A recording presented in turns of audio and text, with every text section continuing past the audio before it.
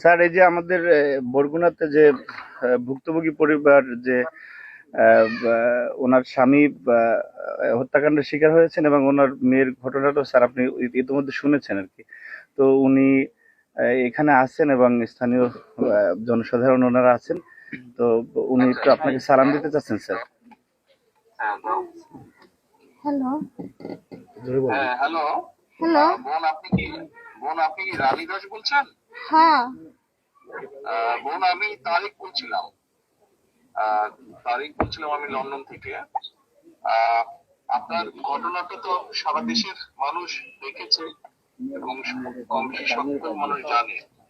আমি আপনার সাথে কথা বলতে ছিলাম শুধু এতটুকু বলার জন্য যে আপনারা এই বাংলাদেশের মানুষ এবং আপনাদের সাথে যে অন্যায় হয়েছে বা আপনাদের প্রতি যে অন্যায় হয়েছে, আমাদের দল আপনার পরিবারের পাশে আপনার পাশে থাকবে।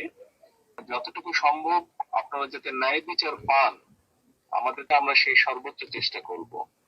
এই মুহূর্তে বোন এতটুকুই বলার জন্য আপনাকে আমি আপনার সাথে কথা বলতে ছিলাম। আপনাদের যদি আর কোন রকমের সহযোগিতা প্রয়োজন হয়, আমাদের এখানে যে আমান গিয়েছে, আমাদের ছাত্র দলের সাংগঠনিক সম্পাদক, ও আপনারই এলাকার সন্তান। আপনি যদি ওকে বলেন আপনাদের কোনো কি কি সহযোগিতা প্রয়োজন, আমরা চেষ্টা করব যতটুকু পারি আমাদের অবস্থান থেকে আপনার পাশে দাঁড়ানোর জন্য। আপনি আপনি আপনি ভয় পাবেন না, দেশের মানুষ আপনার পাশে আছে, বিএনপি আপনার পাশে আছে, ভয় পাবেন না আপনি। তাই আমার স্বামী তো আমার মেয়ের ধর্ষণের বিচার চাইতে যাই আমার স্বামী তো মার্ডার হয়ে গেছে। আমার এই 3টে সন্তান নিয়ে আমি কি করবো? আমার তো কোনো নিরাপত্তা নেই। আমার পাশে আমি কিভাবে খাবো, কি করবো? আমার তো সেরকম কিছু নাই। আমার আয় রোজগারের মানুষই আমার মাঝে ফেলাইছে। এখন আমি কি করবো?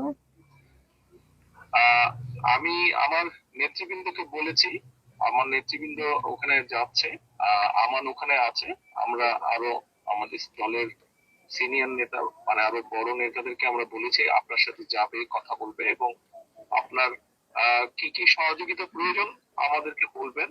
কতটুকু পারবো জানি না, তবে আমরা অবশ্যই চেষ্টা করবো আপনার পাশে দাঁড়াতে এবং আপনি যাতে আপনার প্রতি যাতে আইনের শাসন আপনি পান, যাতে আপনি ন্যায় বিচার পান, সেজন্য আমাদের দলের যারা উকিল আছেন, লয়ার আছেন যারা, তাদেরকে আমরা সেইভাবেই নির্দেশনা দেব যাতে আইনগতভাবে আপনাকে সহযোগিতা করে।